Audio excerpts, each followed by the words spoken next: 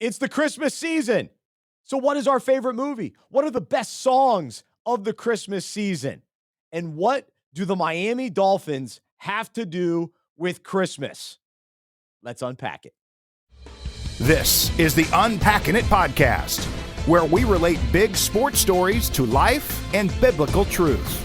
Our mission is to challenge, encourage, and inspire you to follow Jesus and become more like him with sports conversations that truly matter. That's what I'm talking about! Coming to you from Charlotte, North Carolina. Hey, I just want to thank you guys one last time for being here.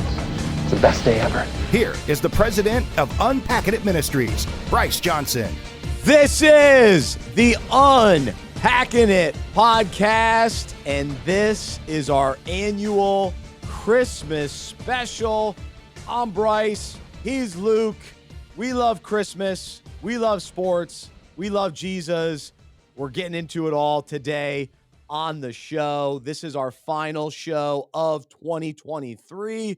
We are fired up about 2024. And, man, we got a lot in store here at Unpacking It. And so we're excited, though, to celebrate year number 10 as we wrap up year number 10 as a ministry, Unpacking It Ministries. And so that's awesome. We're also celebrating the wonderful good news of Christmas and all that it represents. And so this truly is a wonderful time of year. And so every year we love goofing around a little bit, talking Christmas movies and Christmas music. I've got some I'm convinced takes and observations to share as well. Some things I got to get off my chest that kind of bubble up during the Christmas season. And then also, what are sports fans asking for this year?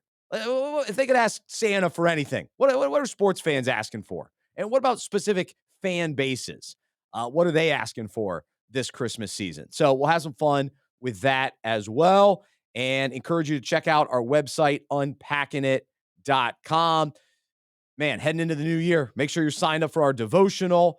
Sign up now. You'll get all of our best of devotionals to wrap up the year as well. So definitely check that out. Also, as you're considering year-end giving, man, we'd love to have your support. We greatly appreciate your support. Many of you support us all year long, and we are thankful.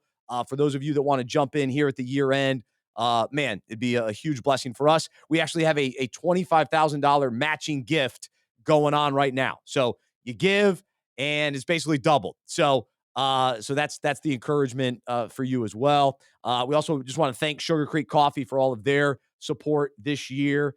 sugarcreekcoffee.com, and make sure you order some bags of delicious coffee this Christmas season as well. And when you do, use the promo code UNPACK. All right, Luke, this is probably our favorite show of the year. You have joined me now for the last few years, and we always have a great time. You're looking great in your Christmas sweater.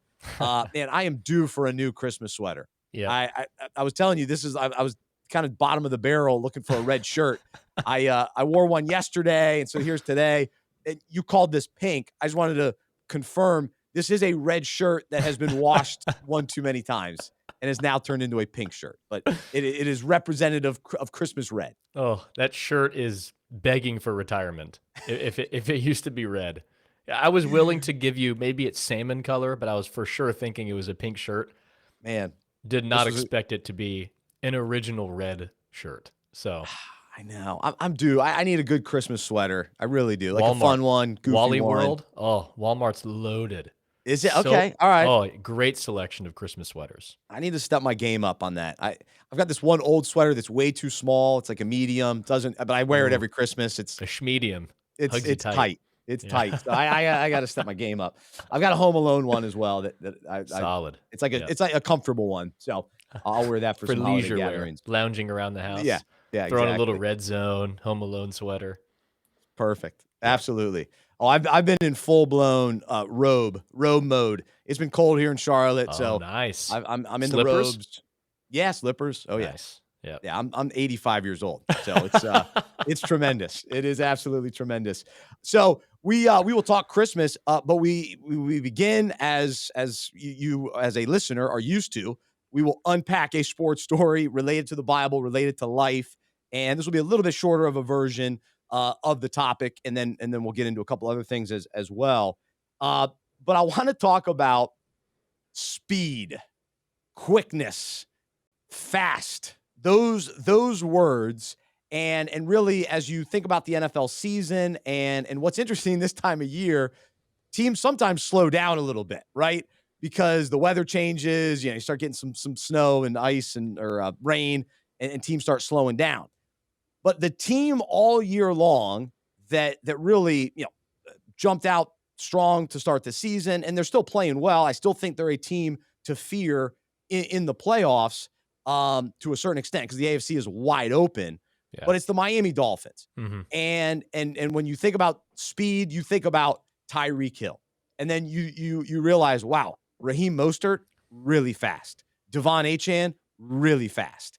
And you even look at the defensive side of the ball, they got a bunch of fast players on defense. So they built their team on speed. And you look across the NFL, you want speed from defensive ends. You want speed from your run game. You at least need one really fast wide receiver, if not all fast wide receivers. Mm-hmm. But in particular, I think the Dolphins have represented that with their team this year. And so what are your thoughts, just kind of watching Miami, what they've become? I know we talked about them probably a few weeks ago as well, but they've been impressive, no doubt. It's remarkable when you have on your roster Tyreek Hill, and he's probably not. I say probably. He might not be the fastest guy on your team, which is astounding. Because, like you said, Mostert's fast, but he's 31 or 32. So, he might not have it as much as Tyreek does. But Achane, whatever he wants to go by these days, track star at A&M, loved watching him when I was in school there. And that dude can fly. It's just astounding that you have two of the fastest guys in the NFL, and Tyreek Hill is potentially not the fastest guy on your team. That's amazing. Scary for defenses. Well, it's hard to even comprehend what this means, but these guys run like 22 miles per hour or 21 miles per hour. Like top speed, that's how fast they're getting. Now, I fully don't understand what that means, but wow, that sounds really fast, right? Because when I fly through my neighborhood sometimes when I'm late, which I shouldn't do, it's very dangerous. You shouldn't do that. But I look down, you're only going 20 miles an hour, but it feels like you're fast. So that's how fast those guys. It's like if you saw someone running through the neighborhood, there goes Tyreek Hill. Yeah, that's me driving. Speeding. Yeah, that's what it is. It's 15 miles an hour in my neighborhood. 15 miles an hour, kids at play. That's right. They'd be speeding, which is insane. So off the top of your head, do you even have an estimation of your top speed? So how fast are you mowing the lawn? Are you pushing 3, 4? So what's funny is my name Bryce actually means quick, and I couldn't be any slower at everything. I mean, that's why this topic today is ironic, because if you think of Bryce and me, it's slow. Oh yeah, Bryce I'm the slowest eater. I'm just slow in general. So hey, unless you're in the pool, speed demon with, there you go. freestyle. There you go. Fast swimmer. Actually, so I peaked at running in 5th grade. I finished 3rd in the turkey trot. So it was a race around the gym, 3rd place. Nice. So that was my claim to fame from the running speed standpoint. I peaked in 7th grade, 6:22 mile, and have not even sniffed that ever since. Wow. A lucky day that was. But 7th grade, and then it was downhill from there. I think I got into the 6 minutes at one point, but anyway. So, but speed is important in the NFL. But today, why I want to bring up this topic is I want to go to the Christmas story, and we hear about all these different characters and different perspectives when you read the Christmas story, which I encourage you to read. 2 different accounts in the Gospels, read both of them, and know the truth, because so many, especially as I read all these books to my daughters, and I mentioned this on last year's episode. There's so many things that just aren't biblical that are added to the Christmas story that you hear and different things. So it's good to read the truth. That what we actually know to be the case based on God's word. But here's what is written in Luke 2, 15 and 18, verses 15 and 18. As the angel choir withdrew into heaven, the shepherds talked it over. let's get over to Bethlehem as fast as we can and see for ourselves what God has revealed to us. They left running and found Mary and Joseph and the baby lying in the manger. Seeing was believing. They told everyone they met what the angels had said about this child. Also, who heard the shepherds were impressed. So that's the Message version of that translation. But the bottom line is they went quickly. They went fast. They ran. The angels come. They tell them, hey, go see the baby's been born. The Savior of the world is born. Go see him. And what do? They went quick. They see Jesus, and then they quickly go back to tell everyone about what they saw. And the Savior of the world is here. We saw him. Here's what the angels did. And so in light of that, and so as you hear the Christmas stories, you think about the Christmas stories, you reflect this time of year. My focus for us today, and hopefully the next few days, think about the quickness, the speed. Where can we implement that in life? The simple thing, the shepherds went quickly to Jesus. Is that our response? When life is tough, do we quickly go to Jesus?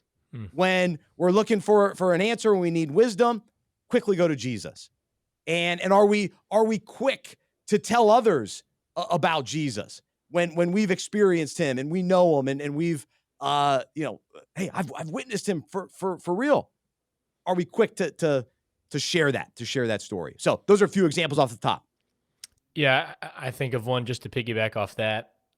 When our schedules get busy, when we're stressed with things that we have to get done, are we quick to run to time with God? Or is time with God just a convenience if I have time for it? And this is convicting for me. I mean, we've been talking for the past couple months on this podcast. The fall and Thanksgiving, Christmas schedule is packed with things. And for me, there can be a tendency of, well, maybe I'll have time with God tomorrow because I have all these things I need to get done, or I'm feeling stressed about things, which doesn't make sense, because when I have a lot to get done, when I'm overwhelmed, when I'm stressed, I should be running to God to meet me there.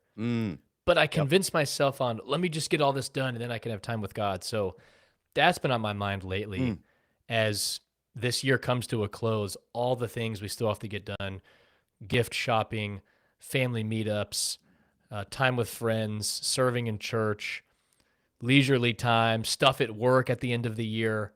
Everyone's feeling it. But sometimes I can be very slow to run to God in those circumstances, which is not what my heart needs. It needs more of God in those circumstances. But I convince myself, maybe later. So that's this topic is kind of hitting home there. That's right. Instead of being so quick to everything else, quick to him, quick to him. A couple other just things to think about today in when does it matter? Speed. Where's speed important? It's important on the football field. It's also important when it comes to listening, right? Let everyone be quick to hear.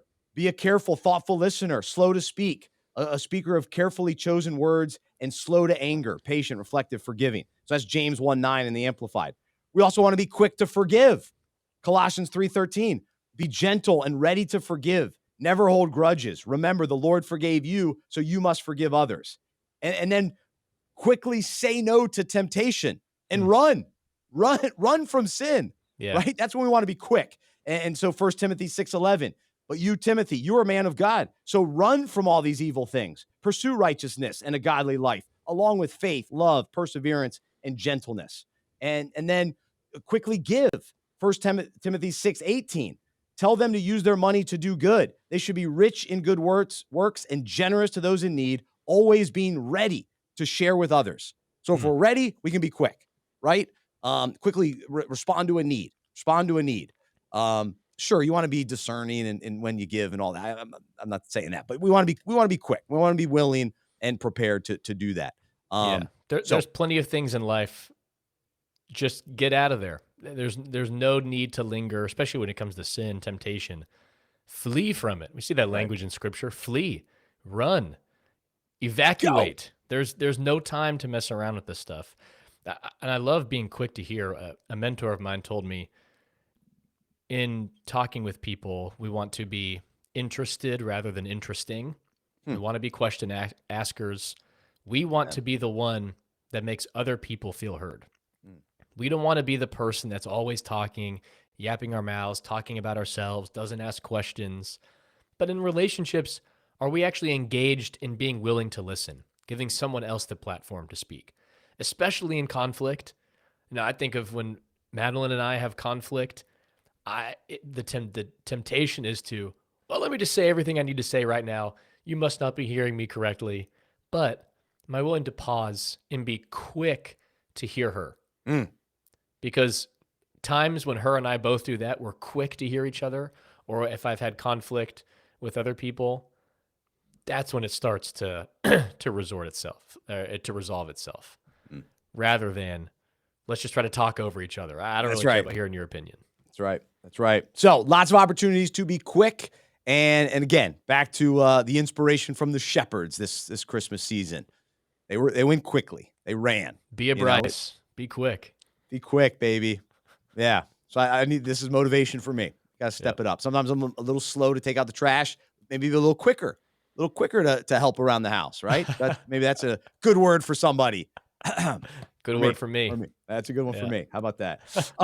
So there you go. The other thing to kind of bring up too, curious for you, Luke, what does Advent look like? Sort of the anticipation, the days leading up to Christmas from a spiritual standpoint. I know for me this season, I've been reading really mainly one book from David Jeremiah, 25 questions about kind of Christmas, and today was about why the angels, and it was why a manger, or why Joseph, why Mary, and just kind of looking at all the different perspectives, and so reflecting on all of that, and just thinking about, okay, what is this story all about, and the ramifications of it. And so I just encourage everybody, take time to do that. It's a little late in the season now, but even this final week, days leading up, that this is an opportunity. This is such a pivotal story. Of course, Jesus coming to earth.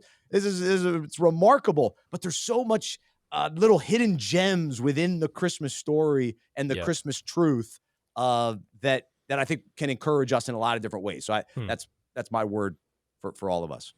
Yeah. So Madeline and I have been reading through the Old Testament prophets, and I'm excited to, as we continue to read through the Gospels this time of year, the birth of Jesus, those hidden gems you talk about that we may have just read over before, never noticed, because that's what Scripture does all the time. The more you read it, the more the Holy Spirit shows you. And I think another thing that's really helpful, especially this time of year, from Thanksgiving through Christmas through New Year's, we've been gathering with friends and family. But those can be opportunities for meaningful time with God together. It doesn't have to be, well, I really only spend time with God with myself, and when I'm with friends and family, I don't really know how to gear conversations toward faith. I mean, because it's a perfect time of year. You're with family you may haven't seen in a while, or you are with family you see all the time, but maybe you're just unsure. How do we have these faith conversations together at this time of year? There's one resource called Every Moment Holy. It's this liturgy book, and in the table of contents, there's all these topics. So when gathered at a meal with friends, on someone's birthday, when it's sunny outside, on the day you mow the grass, there's all these normal activities we do, and there's these little liturgies that you read. So for example, the one about when you gather at a meal with friends, it's just a few paragraphs on leading you. Someone can read it out loud, or you can read it together, kind of reader and then response, on thankfulness to God for the food. And it's almost kind of like a guided prayer. And they're really simple.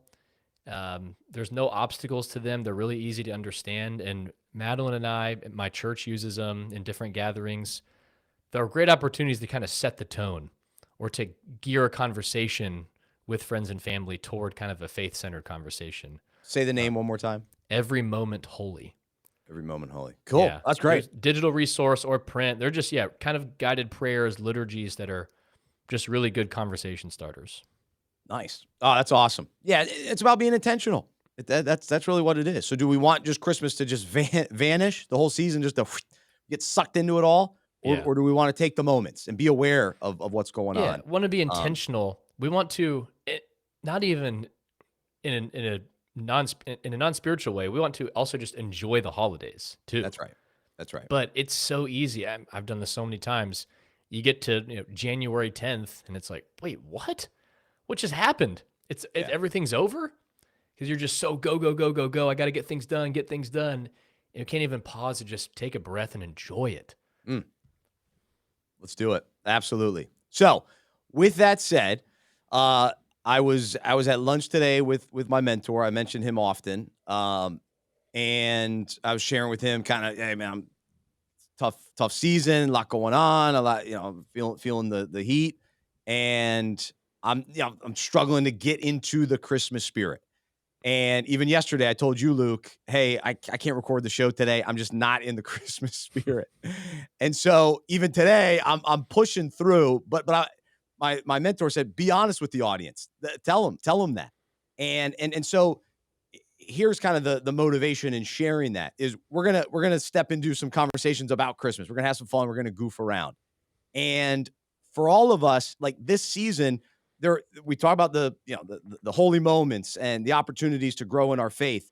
There's also just times of happiness and joy, and some of it can be inspired by our faith, but some of it is fun and sometimes worldly too. But hopefully we see God through it all. Mhm. But sometimes we struggle with the Christmas season because we go, I don't want to listen to Christmas music. I don't want to watch a Christmas movie. I don't want a feel good movie. Or I'm just not in the mood. Life is too hard. Life is too tough. And it's just a reminder that Jesus came into the chaos, right? Mm. He entered into it. He came from heaven to earth into this crazy sinful world. And I've been thinking about it too. I don't think it was all this cute little silent night. It was loud and crazy and nuts, and the town of Bethlehem was going crazy and all that. They're packed. Of course, it ends up in the stable. It's packed. So for us, like for me personally, just to say, like there's chaos at home, at work. I'm dealing with all this different stuff. My head's spinning. I'm struggling, but Jesus enters into that. He is with me, right? Emmanuel, God with us. So he comes to be with us on earth, and he's with us. So he's with me right now, and I want to have fun. I want to enjoy this time. My daughters are 4 and 2. I want to be in the Christmas spirit, and the Christmas spirit is alive and well. I say this every year because Jesus is alive and well. So when our eyes are fixed on him, he is the spirit of Christmas. So Yep. if we're not feeling the spirit, then we got to get, we talked about this on our last show, aligned with the spirit, right? In step with him. And so then we can enjoy all that he has for us. And yeah, some of the silliness and stuff. Yeah, it's not lasting joy and all that, but let's enjoy the sugar cookies and have some fun and enjoy putting on ornaments and all this stuff is it's a treat. It's a fun opportunity. So I'm in for all of it. So here we go. Great reminder. I mean, we hear it all the time. It's cliche. Jesus is the reason for the season, but it's true. That's the Christmas spirit. It started exactly with what you're saying, believing that Jesus, who is God, came to earth and was born in a manger and eventually went to the cross to die for our sins, rise from the dead, so that we may have new life and fellowship with God. Out of that foundation, that is the Christmas spirit. Not the Christmas spirit doesn't rest on jingle bells, Hallmark movies, and Christmas cookies. That's right. All of those are great. Yep. But when they flow out of the true Christmas spirit, That's which is right. exactly what you're saying, That's right. that's lasting. Yep. And that overcomes pain, suffering, sorrow that may be triggered at Christmas time. Because it's a Absolutely. hard time for a lot of people. But No when question. Christmas spirit is founded on Emmanuel, God with us, okay, now we can have Christmas spirit. Now there's something to enjoy. That's right. Not setting our hope on Jingle Bells or Jingle Bell Rock, which is the superior song. That's right. But That's right. Absolutely. neither here nor there. Absolutely. So there you go. So let's all get into the Christmas spirit together, and again, which is rooted in the reality and the good news that Jesus came, he was born, and ultimately he died, he rose again, and he saves us. So that's what we're celebrating. It's the whole story. It's the complete story. That's really what we're celebrating. Along with that, let me get some observations, some stories rolling from my Christmas season so far. And some of this will speak to why I'm struggling this Christmas season too.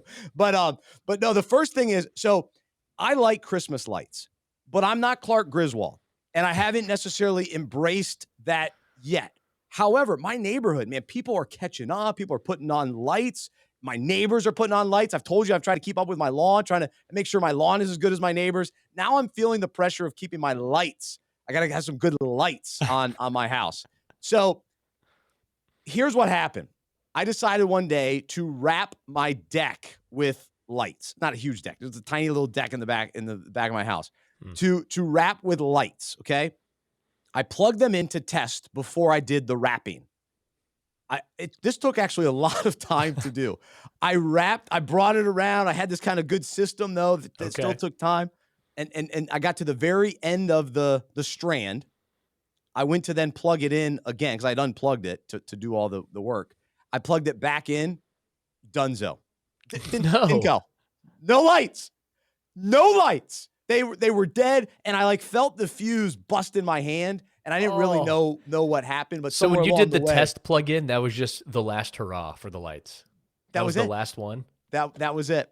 It was devastating. So all that time, I was all excited to have these set up. Well, then I just gave up. It got dark, and forget about it. Well, then a couple days go by. It's been raining. I wasn't able to fix it. I even bought a new fuse, and I tried to put it in there during the rain, and it still didn't help. It still didn't work. So then I was planning on fixing it. My wife, Jody, decided, all right, these don't work. So I'm going to take these down and throw them away.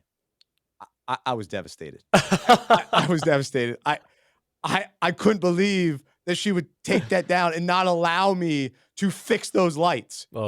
And so they ended up in the trash.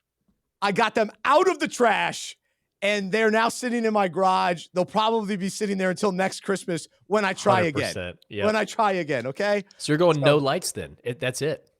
Thankfully, we've got them on the front. This was in the back, so I was trying to do a little extra.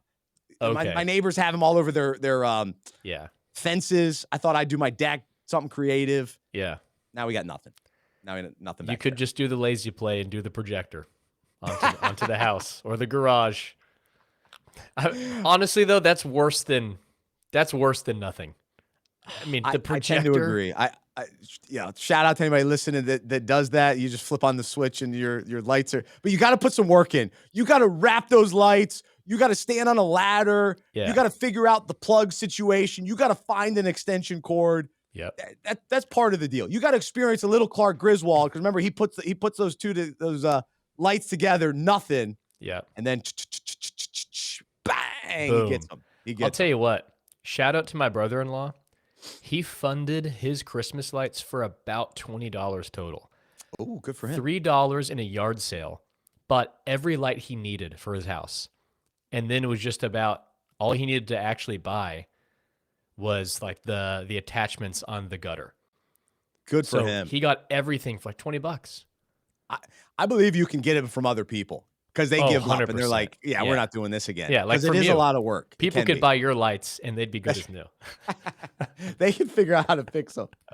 I don't like to give up. I'm not a giver. I'm a perseverer. Okay, that's who I am. It benefits me in good ways, but then sometimes you're going slow, just like ways. you said earlier. You're going slow. That's right. I'm a little slow. It's disappointing though. My wife doesn't believe in me that I could have fixed those lights. I think that's really what the root of that was. So we'll have to work through that. The other thing with the lights that I have to mention, I thought about it this morning. I was up fairly early this morning, and I look out. Christmas lights are still on. Why are Christmas lights on all night long?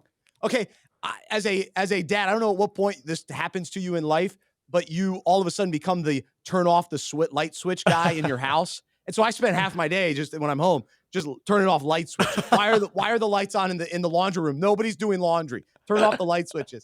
So I'm thinking, why are people leaving their Christmas lights on all night long when people are sleeping? Oh, Like maybe Christmas Eve, I'll give it to you.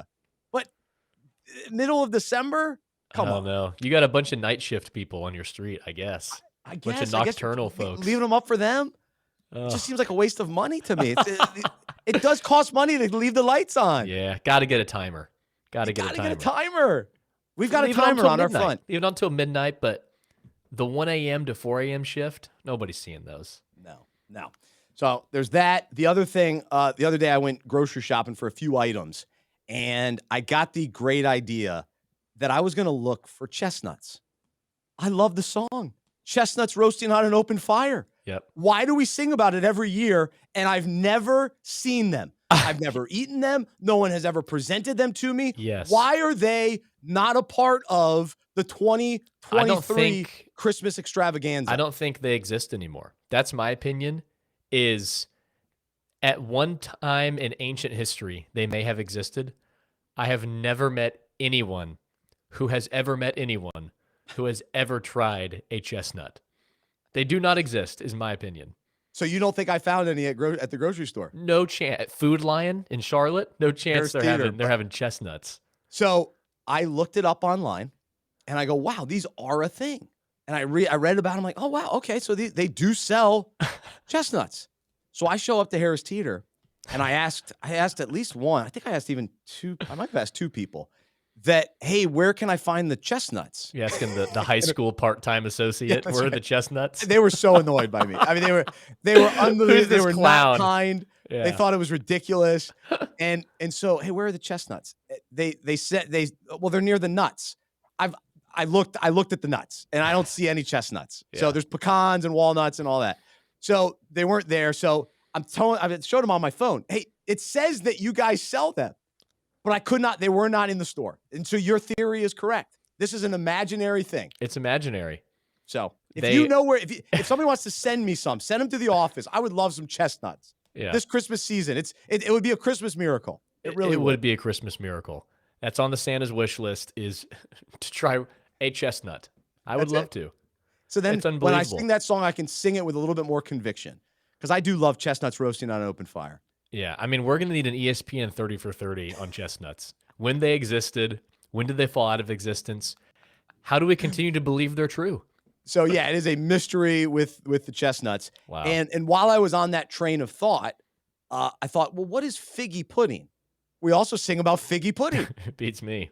I looked that up. Not interested. No thanks. I What don't know is if it it? exists. I don't want it. Something along the lines of mutton, and I was out. I was out. I thought of Seinfeld. I was out on the mutton. It did not sound good to me. Whatever it is, forget about it. Yeah. So there you go. Last story I'll share from my Christmas extravaganza so far. I took my daughter Maddie to go see Santa the other day, and we went to this great spot down to really good Santa, and no line, got right in to see Santa, and she was all excited to see him when we were leaving. She ends up getting shy, so she gets shy around Santa, and so we forced the picture and all that. Well, the reason she was upset, no candy cane. All she wanted was a candy cane. Oh. The Mrs. Claus is saying, well, do you want a Barbie dollhouse? And I'm thinking, I'm trying elbowing her. Come on, enough with the dolly. What are we talking about? Well, do you want a new pony? Do you want easy? And all Maddie wanted was a candy cane. Can we get the girl a candy cane? So no candy cane. I mean, we're really cutting back this year if Santa's not handing out candy canes when you go see them. So that was disappointing. So as a father, as a loving father who wants to give good gifts to my daughter, what do? We're back to the grocery store. I then had to buy 40 candy canes. Yeah, because you're not buying big ones in singles. Nope, you're getting the whole pack. Whole package. So I now have 40 candy canes to now eat throughout the season.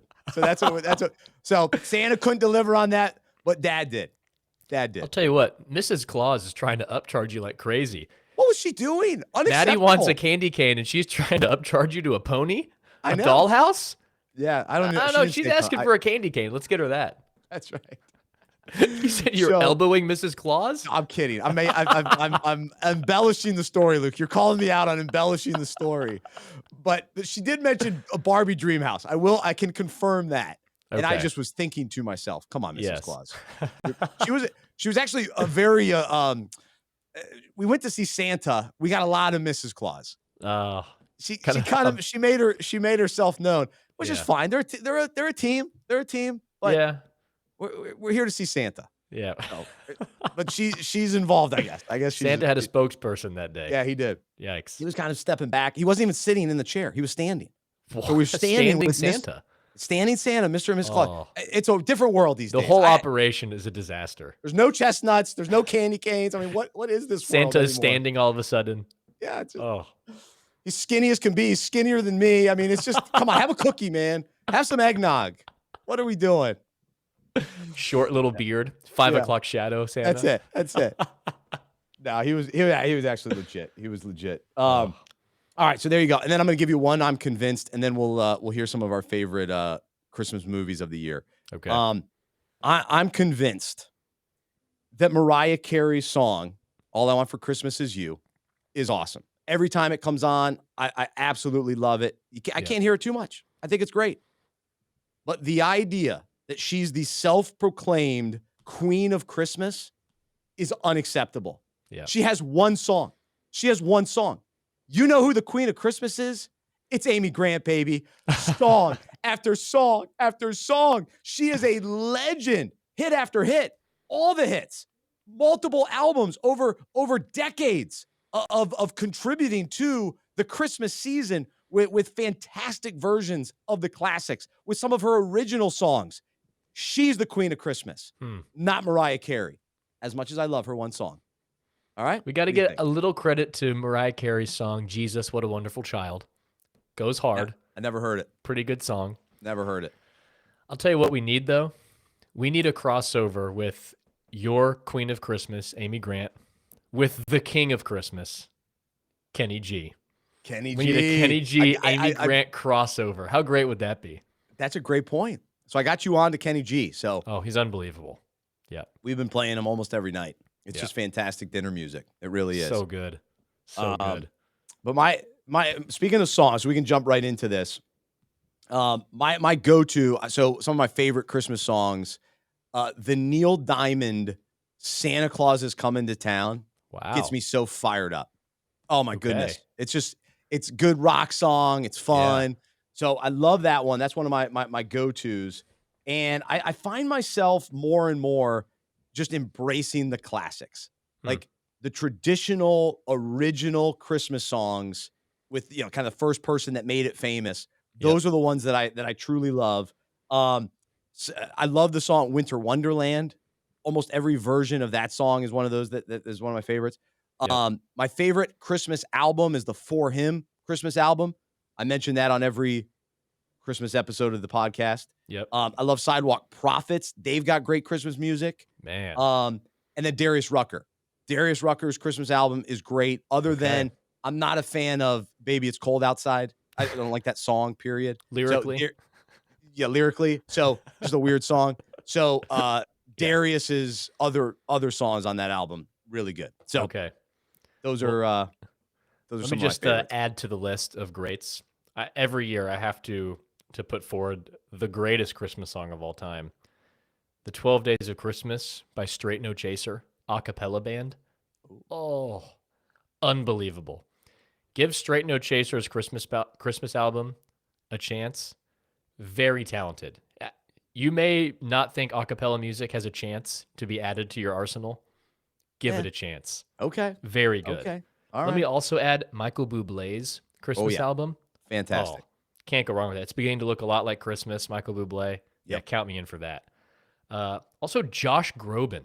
Ooh. His Christmas album. Very good. I can see Josh that. Groban, Andrea Bocelli, that kind of segment of the music industry.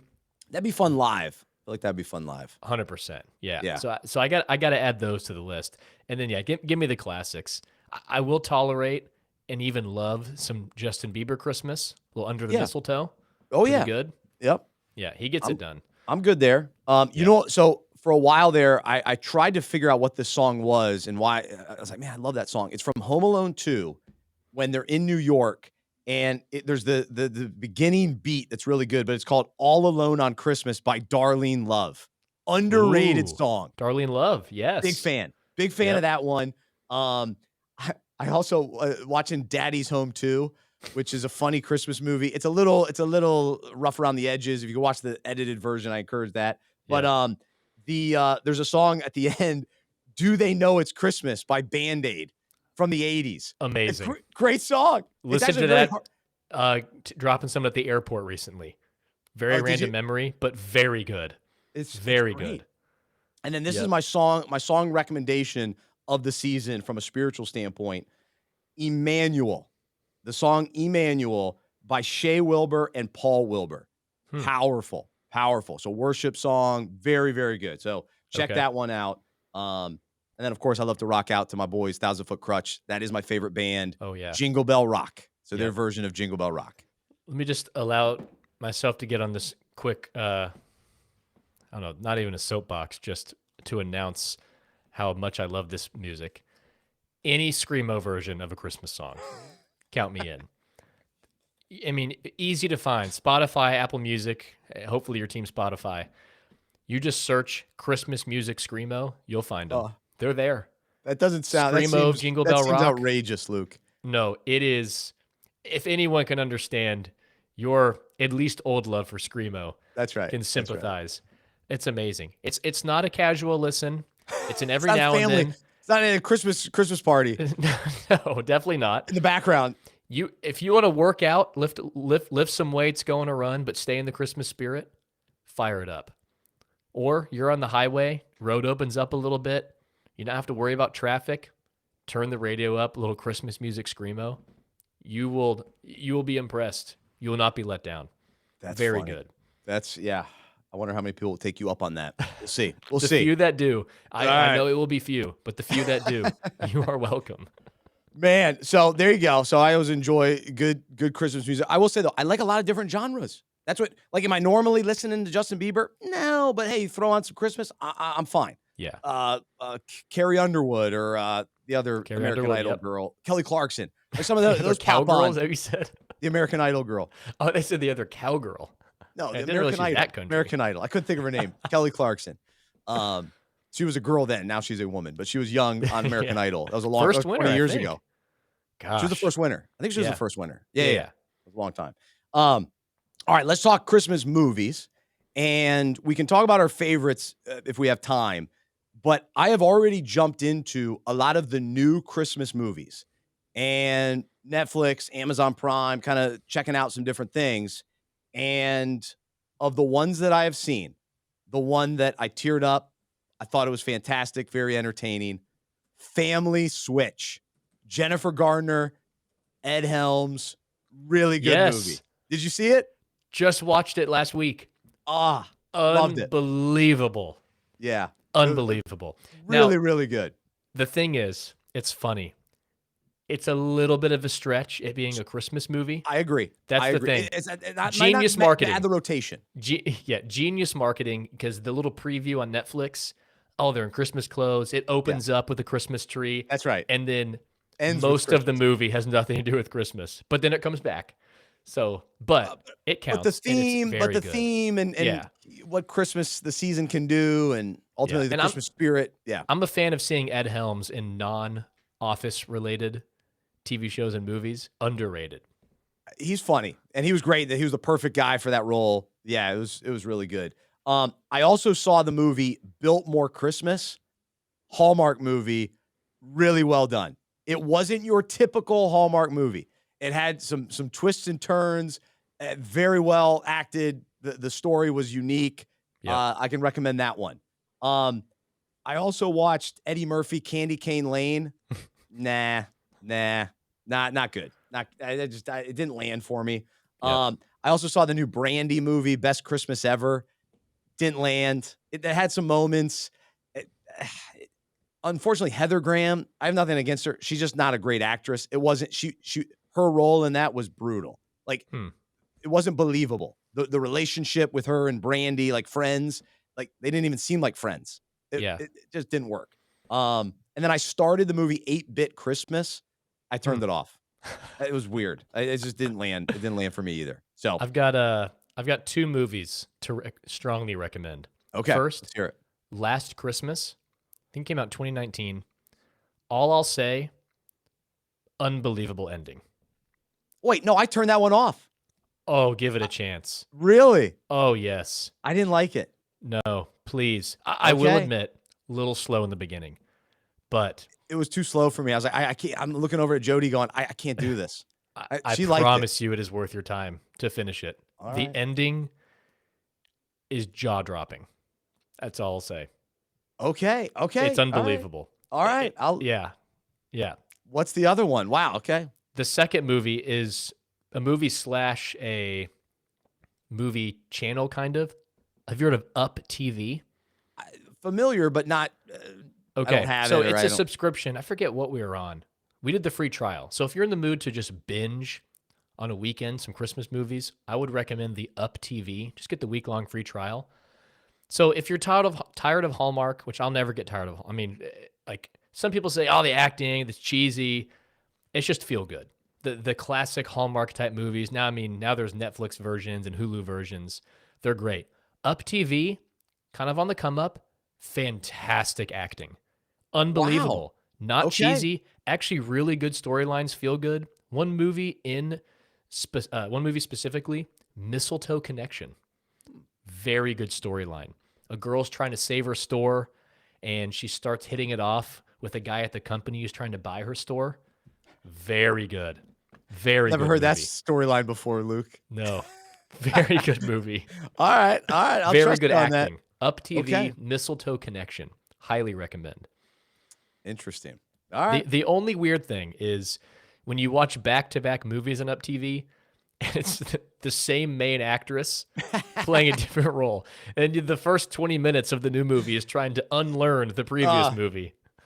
That is the case for a lot of those. Yeah, they overuse them sometimes. Yeah. Nice. Okay, cool. Yeah, there's still time to get in some Christmas movies. I was talking to Jody last night. Do we watch Christmas movies after Christmas? Oh, yeah. Sometimes I'm over it at I'm that team point. yes. My family, we watch months before and wow. a couple weeks after. Yeah. But, okay. At least like the 26th, 27th, especially if you still have family in town. What are you doing all day? Got to throw in a Christmas movie. True. I like the classic Christmas movies really close to Christmas. So yeah. White Christmas with Bing White Crosby. Christmas? Oh, yeah, I've never watched that. That's old. Oh for me. my gosh. That That's cannot when I be a say- real statement. When I say classics, Luke, I mean from the 90s. That's what, let me be very specific. These are classics to my childhood. You have in to the watch 90s. White Christmas. Oh, come on. Maybe. I've seen A Wonderful Life. It's a Wonderful Life. Okay, But counts. here are my top 5. Santa Claus, Home Alone 2, Christmas Vacation, Jingle All the Way, and Polar Express. These are the 5 that I can go to every year and Yeah. enjoy. Sometimes that 5 has changed a little bit slightly over the years. No love like for a- Christmas with the Cranks. I know I was in on that. Then I liked it last year. Now You put me on that one. I hadn't seen know, it it's a until good last one. year. I love it. Good movie. Yeah. it's right there in the mix. So give me your rotation, and then we've got to hear what fans want for Christmas, and then we'll wrap up the show. Yeah. So yeah, anything Hallmark. I mean, now Up TV is very good. White Christmas, Santa Claus 2, definitely my favorite of the Santa Clauses. I am obsessed with the football scenes, especially when new Santa does the football scene and just obliterates the elves. Love it. And when he tries hot cocoa for the first time, which That's reminds funny. me, the way he does that is the silver and gold Island of Misfit Toys, Yukon Cornelius, Year Without a Santa Claus, any of the claymation, old stop motion, whatever it is, those movies. Yeah, we're not on the same page there. I'm not into Which those claymation I will ones. acknowledge, maybe it's just a sentimental thing. I grew up watching them. Now they're synonymous with Christmas for me. If I was watching them for the first time now, I could see a scenario where I think they're atrocious, Yeah, but I'll have to see if my girls like those. I just don't love know. them too much. Obviously, Polar Express. It's got to be in everyone's top 5.